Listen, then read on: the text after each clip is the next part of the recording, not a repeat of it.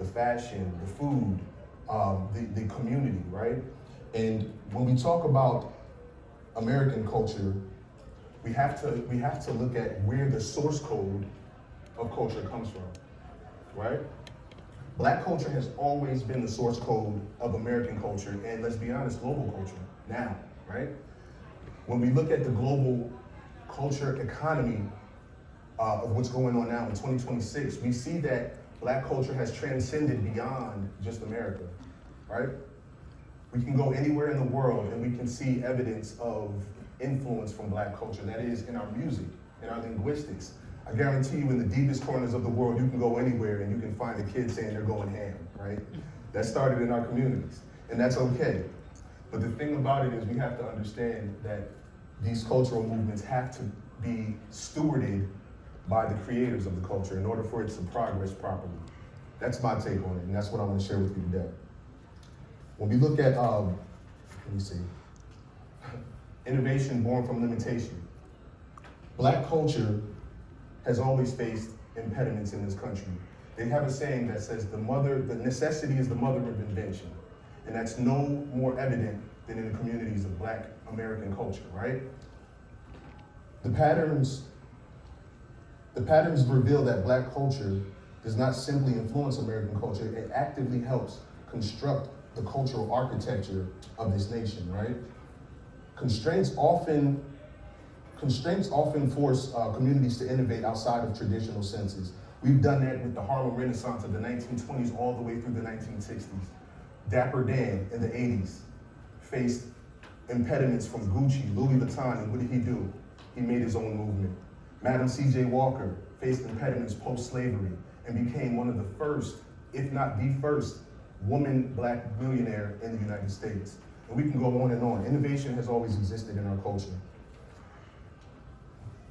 The thing is, with those impediments, we've always faced what's called gatekeepers. Now, me personally, and everyone who knows me in my classes, in all of the lanes that I exist in, I have a saying, and I say I'm a proud gatekeeper, right? Gatekeeper has become kind of a dangerous word, right? Especially in this shared global culture. When you say gatekeeper, people automatically assume that you're holding out. Well, let's reframe the word gatekeeper. Gatekeeper is a steward of something, right? Quality control is another way we would say it in corporate. There's always people who keep the quality of something. But today, the new gatekeeper is the algorithm. What does that mean? Let's talk about it a little bit. Today, there's a new currency, right? There's a new currency, and that currency is attention. That currency is a digital footprint, or digital blueprint in this case. Let me go back, I'm sorry. Monetization of attention has reached an all-time high. There's never been more millionaires, potential billionaires formed from influencer culture than today, right? In the last 5 years, more influencers have reached 8 figures than corporate financial strategists. Isn't that interesting to think about? You can become a social media influencer and become wealthier than people who have managed our money for the past 50 years, right? And that's because the algorithm is the new gatekeeper. I have a joke. My lady Cameo here. Say hi, Cameo. So Cameo is a wonderful influencer, very, very talented. And I made a joke with her the other day. I said, baby, you took over my algorithm. I searched my name, and some wonderful pictures that she's been posting of us is showing up, right? And it's all good because she makes me look good. But that let me know something, right? In today's culture, you can post something right now. And I guarantee you, if you post something right now before you leave this meeting, it'll be searchable. That's interesting, right? Now, the reason why that's interesting is because the dissemination of information has never been faster. Now, that's both great and it's very scary when we talk about it from a cultural lens. And why is that? Because nowadays we have something called alternative facts. Anybody ever heard that saying before? Right? So when you can generate alternative facts before they can be checked, what does that say about what can be told about the history of something, right? So it goes back to what I was saying. We have to make sure that stewardship of culture is kept at, like I said, quality control. Let's move on. Now, why is this important? When we talk about black culture in America, there's no denying the contribution, right? Black culture has contributed to over $1.6 trillion in buying power in this country. When we talk about the music industry, my industry, on a global scale, in the past 3 years, the music industry, which consists of primarily hip hop, the most popular genre, $28 billion per year in income. That's not spending. That's money coming in from the music that we create, right? Hip hop, the #1 cultural dominant genre. Black Americans make up, and actually that number is less than 13% of the population in this country. So less than 13% of the population have generated close to almost 1% of the domestic GDP, right? That's very important. So there's no denying our contribution. Now, looking at systems, when we talk about the systems of culture in America, we have to understand that culture creates value, but the systems extract it. When we talk about the political systems, when we talk about the corporate systems, they make money off of cultures, and not just black culture, right? But particularly black culture when we talk about entertainment, sports, fashion. Let's talk about Tommy Hilfiger. Let's talk about Louis Vuitton. Let's talk about Moet and all of these other companies who use hip hop, right? Who use urban culture to make millions, extract the value, but don't typically return anything to that culture, right? A lot of systems, media, fashion, film industry, have hesitancies about investing in black creators, yet they love the product. We talk about Black Panther, we talk about the movie Sinners. They have a saying in Hollywood that they don't really like to invest in black films. Why? Because they say black films don't perform well domestic or globally. That's not true.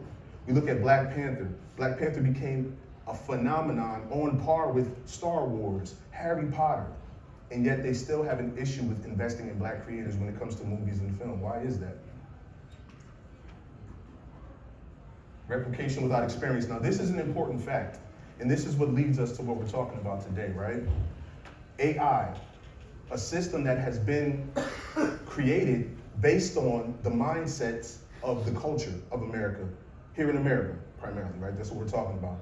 And what that means is AI is only replicating what it's being taught. Now, a while ago, I came up, not necessarily came up, but I noticed that AI had a little bit of trouble generating certain images or certain context of black imagery. Not because it's inherently racist, but because it wasn't being given enough context to see black people outside of a certain framework. Now that's a problem because it limits our creativity, it limits where we can go, right? It limits the things that we can do creatively. When we look at the foundational structure of the AI industry, the technological industry, we see where there's disparity, there's marginalization. Cultural fluency owned by others. Less than 5% of AI company founders are black. Less than 5%, right? There's stories that are not being told. AI only can imitate or replicate what is being given. So if we're not at the table, if we're not able to tell the stories, how do we continue to innovate? How do we continue to push forward our culture, right? AI models trained on billions of images scrapped from the internet, billions of black views, billions of views of black culture and content. Now, the interesting thing about this is I noticed there was a story about, anybody ever heard of Dat Piff, right? The company that now owns Dat Piff also owns other primarily black content-based media platforms. Well, guess what? Those companies are not owned by black people and haven't been for a long time. But these companies are very influential in telling the stories of black people in this country. That's very interesting to me, right? That means the information that we're getting from these very, very influential sources are not being told by necessarily us. That doesn't mean it's wrong, right? It doesn't mean that there's anything particularly wrong with that, but that does mean that there's something missing, right? And that's what I'm saying. They have a term called cut the nose off your face. It comes from the Egyptian Sphinx, where they say the European colonizers would cut the nose off the statues and faces so that they couldn't be identified as inherently African.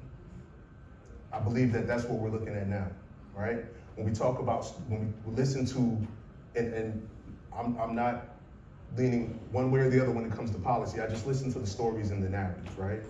When the Smithsonian is being forced to take down stories and images of Black history in this country, it's cutting the nose off our faces. So again, stewardship of the culture needs to be led by those who create it. Here's some more information about the pipeline and infrastructure gaps in the AI industry that's being created right now. 5% of AOL, we talked about the AS, I'm sorry, this is a repeat. Now, this is exciting for me, right? These are our pioneers. These are our leaders, our cultural champions, somewhat, some of them, not all, but very influential people in the field of culture stewardship. One of my biggest role models, I've been studying this man for years since I came into the industry, Mr. Steve Stout.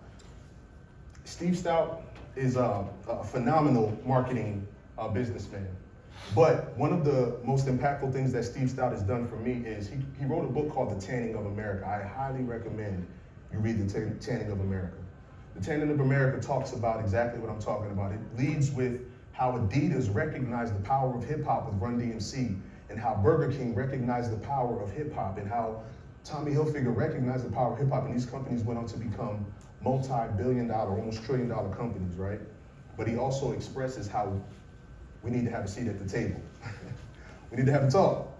You're making money off the culture. Let's talk about it, right? I definitely recommend that you read that book. Mr. Isaac Hayes III, son of the legendary Isaac Hayes, he has a social media platform called Fanbase, which he hopes can rival Instagram and Facebook and Meta and all of these things. If I were you, I would definitely look into it, download the app, try out the app, support that app, right? A lot of the issues in the Black community come from support, not from outside, but from within inside.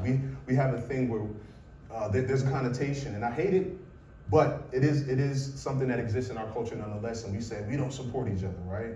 We don't support each other. Well, we can change that, and we need to change that if we're going to continue to tell our stories and continue to push our narrative forward.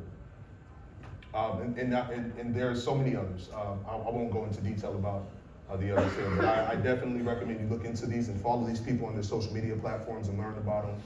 They're definitely leading the charge. Now this is something I definitely want to talk about a little bit.